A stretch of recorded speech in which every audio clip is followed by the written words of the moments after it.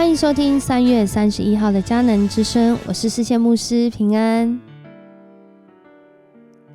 我们今天呢要来分享的是士师记的5章1到22节。士师记5章1到22节，在今天的经文当中，我们看见了以色列人打了胜仗，底波拉和巴拉就在这里作诗颂赞上帝的作为。借着这首诗歌呢，我们看见了当时以色列人面对的环境，以及在这场耶斯列大战中，他们经历上帝作为的心境。在这其中，有一些以色列人是没有参与在这个战争中，但是有一些以色列人，他们参与在这个战争中，他们经历了上帝的荣耀，经历了上帝的得胜发生在他们的身上。于是他们起来颂赞这位上帝是应当称颂的，因为上帝的作为透过底波拉和巴拉他们赞美，使我们更认识这位掌管宇宙万物的创造主。在诗篇118篇14到15节这样说：耶和华是我的力量，是我的诗歌，他也成了我的拯救。在义人的棚里有欢呼拯救的声音，耶和华的右手施展大能。上帝为我们行了奇事，让我们经历到上帝的大能。于是底波拉和巴拉做了这首诗歌，让我们时常来想起上帝的作为是不是也常常在我们生命当中，我们是不是也可以来记录，把它写成诗歌，而在这样跟上帝一个亲密一个合一的关系里面，我们就要常常听见这个欢呼拯救的声音。在义人的棚里有欢呼拯救的声音。如果我们是这个义人，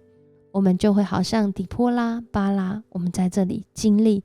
赞美上帝他作为的声音。我们常常听到见证，也会常常分享见证。在今天的这首诗歌当中，我们看见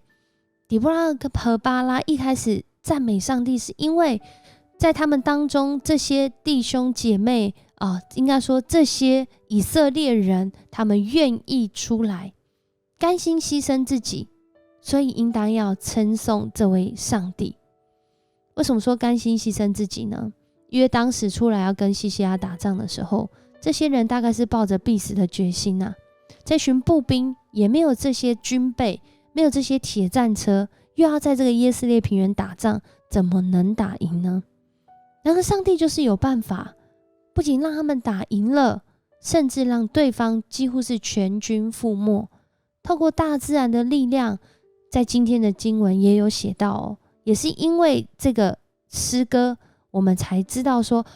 原来赢的方式是透过大自然的变化。20节到22节的地方就有写到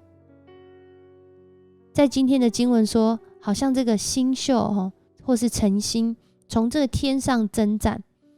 从其轨道攻击西西拉。在当时呢，这个迦南地的这些外邦的神明，他们认为这个星星是下雨的来源，所以透过这个星星下雨，雨水它落在这地上。这边在讲就是说，突然天空下起了大雨，好像在攻击西西拉，因为原本的干地因着这个河道的水满了起来然后开始泛滥到旁边的平原，导致整个平原从一个干地变成是一个沼泽地带。就这些重装备的西西拉的军队就变得自爱难行，让以色列人能够一打就打胜了他们。而在这其中，我们真的是看见这是上帝的工作，在这里面让人不断的来赞美上帝的作为。这就是一首见证的诗篇而在今天的这段经文当中，接下来第4节、第5节、第6节，其实这边就有讲到第4节、第5节，底波拉和巴拉在颂赞的时候，他们不是说上帝只有在这场圣战打赢而已，而是从过去，特别这边讲到过去约书亚带领这些以色列人，他们从旷野进入迦南的整个过程中，都是上帝征战得胜的足迹。然而这个足迹呢，到他们的时候，在亚拿之子三家的时候，又在亚裔的日子的时候，这个大道原本是一个得胜的大道，却变成无人行走的大道。其实它表达的就是他们当时落在那个被压迫的困境当中，可能就是这个夏手王耶宾以商业制裁的方式或各样的方式，让这些商队没有办法经过这里，都必须要绕道而行。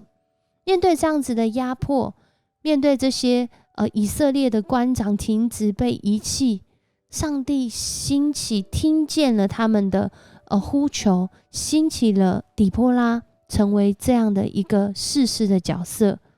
作为好像以色列的母亲一样，面对到以色列人他们侍奉别的神，侦探的事就临到了他们，他们可能是不得不只好出来作战。然而这个作战可能是一个送死的作战，可是上帝却兴起他们，并且要他们在这个过程中来经历上帝他奇妙的作为。他们为上帝的名，相信上帝必要掌权，带着一个愿意牺牲的心情，他们要来称颂这位上帝。而底波拉跟巴拉在这首诗歌不断的在讲上帝的作为的时候，还这边第二次再讲到，前面是各国的这些君王跟王子要听见他们颂赞上帝的声音，接下来讲到是这些统治阶层，这些有钱的人，富有的人，这些一般的百姓都应该要来传扬上帝这样的作为，使每一个即使在那个根本就没有战事，根本不知道有战争的地方，人都要来诉说上帝公义的作为。上帝公义的作为临到以色列人当中，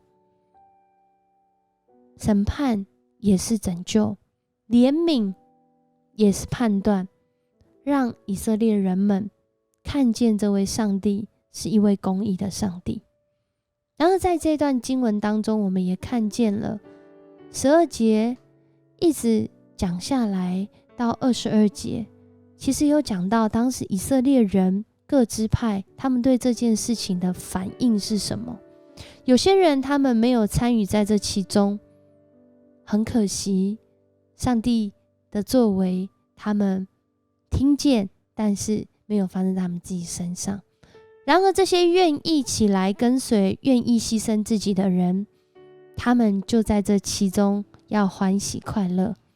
底波拉在这当中被上帝兴起，巴拉一样在这个地方征战得胜。而在这里面呢，有一些人他们却没有在这当中，如同在今天的经文里面讲到了有在这当中的以法莲支派、便雅悯支派，有这个西马拿西的支派、西布伦的支派，以萨迦的支派，但是没有吕便的支派，没有这个迦得之族，当时住在约旦河东岸东马拿西或是迦得支派。而这但支派呢，在那个战役当中留在船上，很特别，因为他们不是应该住在土地上吗？但他们在船上，他们在航行。亚设支派呢，则是住在这海岸，他们在那个岸边逗留，没有参与在这其中。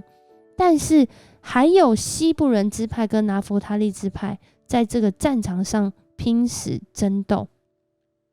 可能这场战争就是在迦南地北部发生的，所以我们其实这样听的时候，我们其实没有听到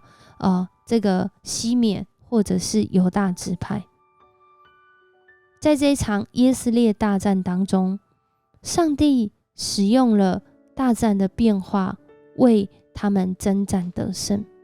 透过这首诗歌，我们听见了上帝作为临到有限的人当中。在这个故事里面，有一些人他们没有参与在这个荣耀里，他们没有参与在这个战役里，